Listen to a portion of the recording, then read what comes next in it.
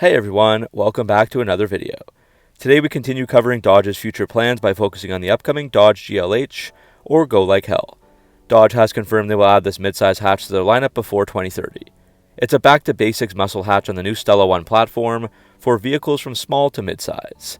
I'll talk about everything we know so far, including what this car is supposed to look like, the GLH name, it being the replacement for the Dodge Hornet, the new platform, and the engine it will use. So let's begin.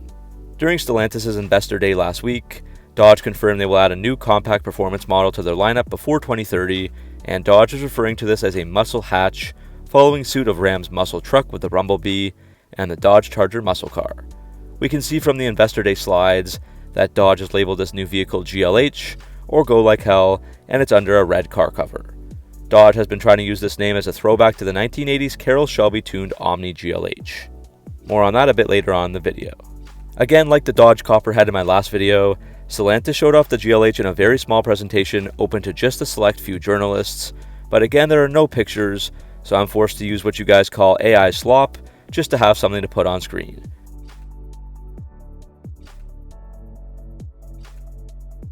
According to a report from Mopar Insiders, link will be in the description, they say that people who saw it described it as a vehicle between a hatchback and a crossover that rides lower to the ground, but it's still SUV shaped with a taller roof, having a boxy proportion with a wide stance. Clearly Dodge realized the Hornet wasn't visually cut out to satisfy Dodge customers, so this was a lot more aggressive looking than the Hornet was. Some said it was similar to the Hyundai Ioniq 5, and others said it looked like a modern evolution of the 2006 Dodge Hornet concept. I'll show pictures of that on screen now.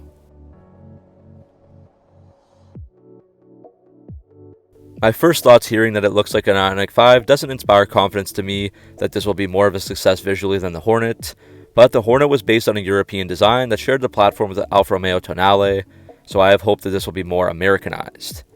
To note a few other visual aspects, the front fascia had wide blacked out lighting that stretched across with small integrated headlights, with a large lower grille opening, trapezoid shaped. There will also be an SRT version of this as well, something that Dodge fans have hoped for after the success of the Neon and Caliber SRT4s, with nothing for 2 decades since then. As for the GLH name, again Dodge has been trying to use this as a throwback to the 1980s Carroll Shelby-tuned Omni GLH and GLHS, offering turbocharged performance in a smaller car, but so far I'm not sure it's catching on. Dodge had released a 2015 Dart GLH concept at that year's SEMA show based on the Dodge Dart sedan. They lowered the suspension, upgraded the brakes and wheels, added a dual exhaust, and made the whole car more aggressive. The Dart was discontinued not long after, so there was never a production model. Dodge also released 2 different Hornet GLH concepts, one black GT in 2022 and one white RT in 2023, which were again more aggressive, with bigger wheels, a lower ride, racing stripes, colored patches, and more, but those never made it to production either as the Hornet was cancelled. So why a new vehicle like this? Well, as most of you probably know by now, the Dodge Hornet was a total failure. It sold just 39,657 units from 2023 onwards, before Dodge discontinued it, and now there are tons of them on dealer lots as the brand tries to offload them, but they've moved only 417 units so far in 2026. With the Dodge journey gone, Dodge has tried to fill some of the void with a compact SUV, but they must take a different approach this time and learn from the mistakes and failures of the Hornet.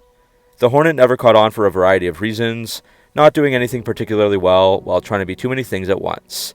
It just didn't appeal to typical Dodge customers, for example with the Performance RT model having just a small 1.3-liter engine paired with an electric motor, and these cars also had the cramped interior, problems with the hybrid powertrains, and the price tags that were way too high for what you were getting. Many people were also disappointed to see that it was just a rebadged and restyled Alfa Romeo Tonale, and not a true American Dodge vehicle. Imagine that the Chrysler 300 or Dodge Chargers when they came out looked exactly like Mercedes. I know they rode on a similar platform, but the visual cues were so different and Americanized that people loved them.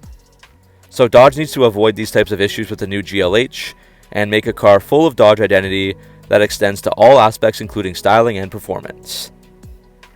The new GLH will be on the new STLA One platform from Stellantis, designed to support multiple powertrains, batteries, and vehicle sizes, while decreasing the cost to produce these vehicles by 20% and making things less complicated.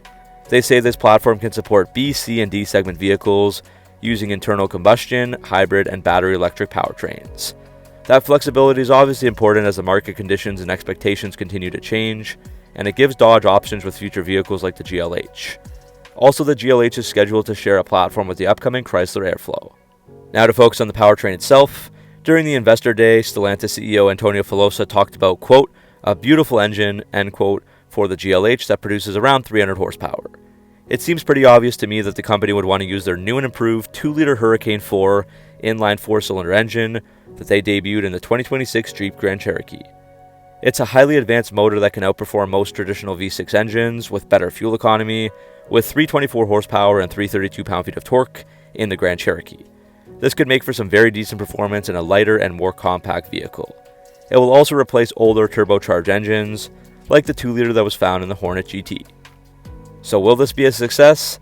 At this time, Dodge is relying on the old Durango as a 3-row SUV and a very expensive Dodge Charger for all their sales. Dodge badly needs this to succeed after the Hornet failure, to get younger people and enthusiasts into a smaller car with a cheaper price point, but it's still able to give them a product they are satisfied with. It sounds like they're taking the right approach this time, developing it as a Dodge from the beginning.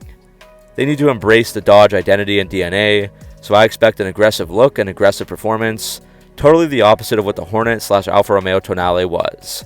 Not every vehicle needs to be a huge 3-row SUV like the Durango, or marketed as a full-blown muscle car like the Charger, but this GLH with a smaller price tag could finally give enthusiasts an affordable Dodge vehicle that they can enjoy and be proud of. The SRT version would also be so cool to see.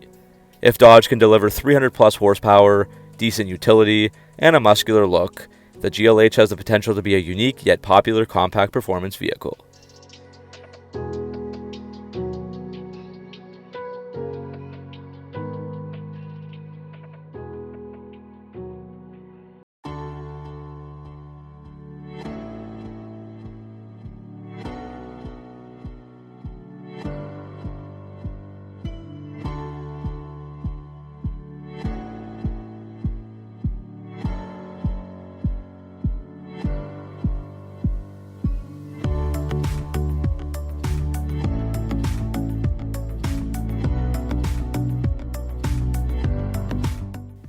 So that's it for this video. What do you think of the Dodge GLH?